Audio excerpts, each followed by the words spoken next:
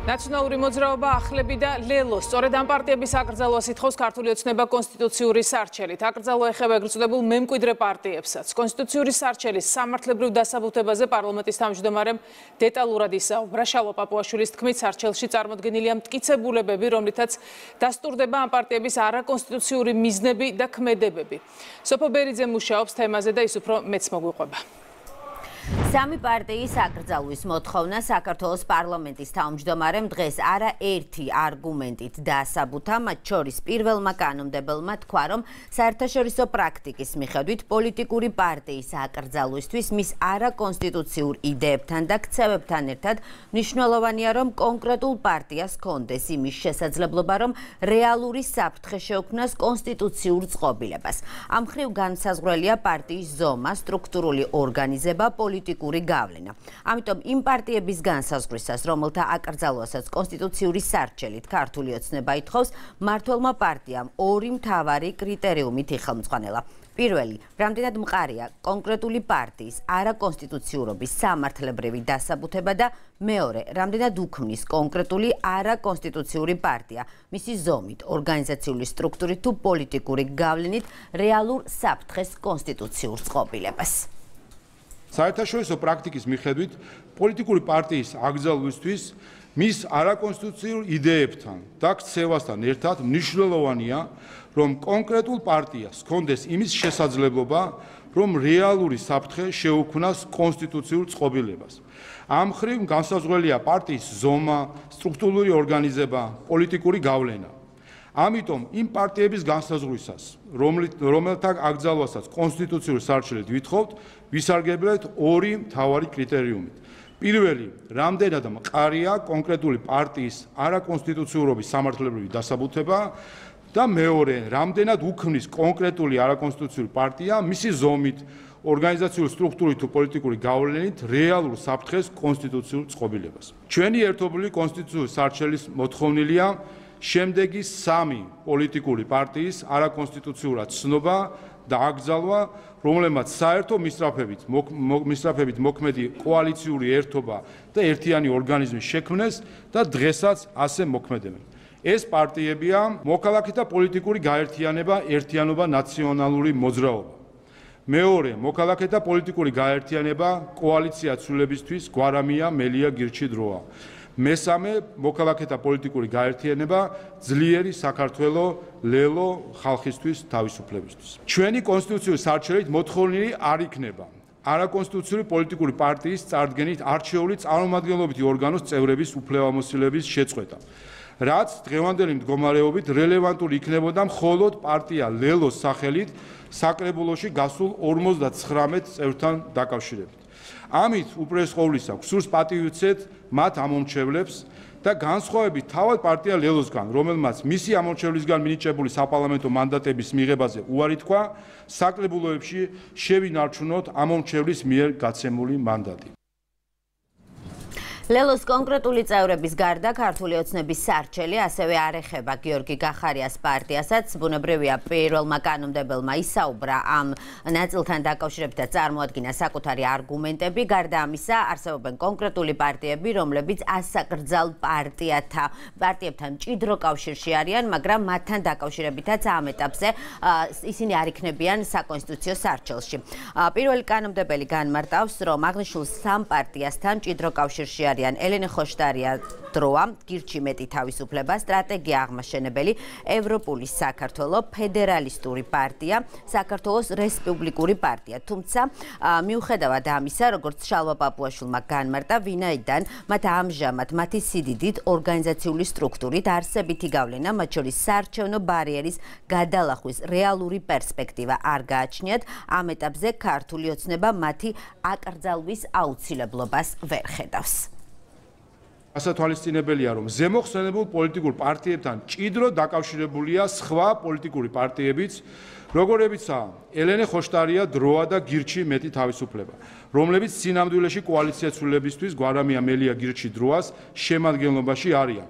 თუმცა ფორმალურად დამოუკიდებელ პარტიებად არიან რეგისტრირებული. აგრეთვე კი ევროპას სტრატეგია აღმაშენებელი, ევროპული საქართველოს მოძრაობა თავისუფლებისთვის, ფედერალისტური პარტია, საქართველოს რესპუბლიკური პარტია და სხვა ფიქტიური, ერთკაციანი და მცირე პარტიები. თუმცა, ვინაიდან მათ ამჟამად მათი სიდიდით, ორგანიზაციული სტრუქტურით, არსებითი გავლენა მათ შორის საარჩევნო ბარიერის გადალახვის რეალური პერსპექტივა არ გააჩნიათ, ამ ეტაპზე მათი აკრძალვის აუცილებლობა არ იკვეთება. მათი არაკონსტიტუციურობის საკითხი დღის წესრიგში შეიძლება დადგეს მოგვიანებით იმ შემთხვევაში, თუ ისინი პოლიტიკურ პროცესზე არსებით გავლენას შეიძენენ. ასევე ჩვენი სარჩელი არ შეიცავს არაკონსტიტუციურ პოლიტიკურ პარტიასთან დაკავშირებული პირებისთვის პოლიტიკური საქმიანობის შეზღუდვის მოთხოვნას.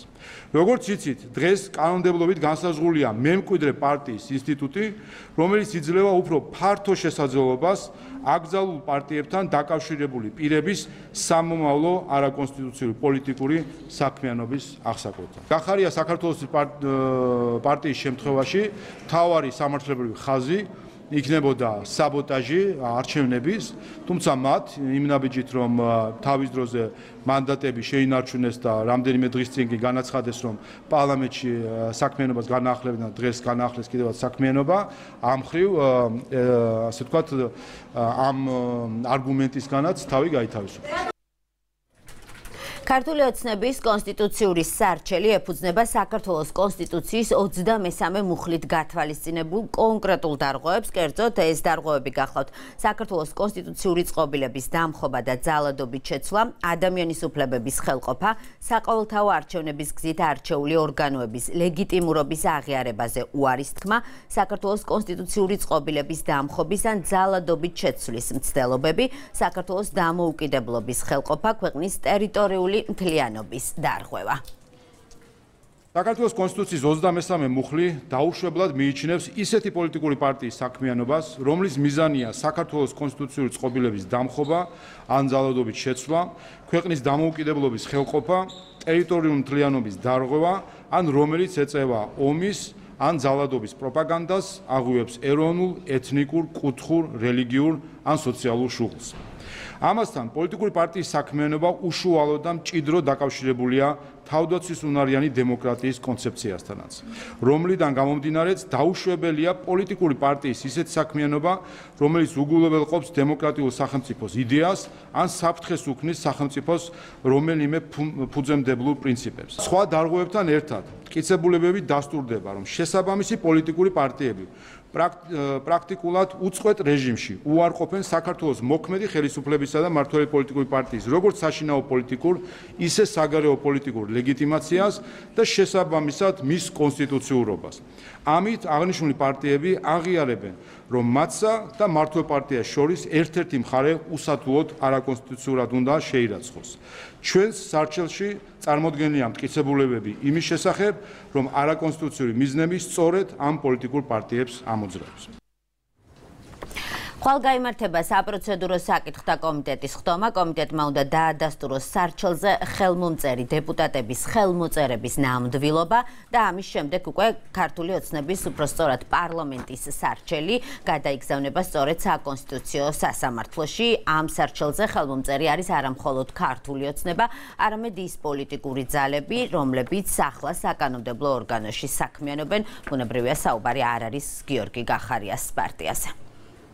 გავაგრძელებთ ბრძოლას მათ შორის იმ პარტიებთან ერთად, რომელსაც ივანიშვილი გაუქმებით ემუქრება. პირიქით, ეს შეიძლება გახდეს ახალი შესაძლებლობის შანსი იმისთვის, რომ დემოკრატიული პოლიტიკური ძალები გავერთიანდეთ. ჩვენ ვაგრძელებთ ბრძოლას და წინააღმდეგობას. ჩვენთვის ეს არის ისეთი გამოწვევა, რომელსაც აუცილებლად მოუძებნით წინააღმდეგობის გზას. ასეთია იმ პარტიების პოზიცია, რომლებიც მოხვდნენ კონკრეტულ საკონსტიტუციო სარჩელში. ოპოზიციური პარტიები ამტკიცებენ, რომ გააგრძელებენ ბრძოლას, რა გზებით ამას ალბათ ვნახავთ მას შემდეგ, რაც საკონსტიტუციო სარჩელთან დაკავშირებით სწორედ საკონსტიტუციო სასამართლო მიიღებს საბოლოო გადაწყვეტილებას.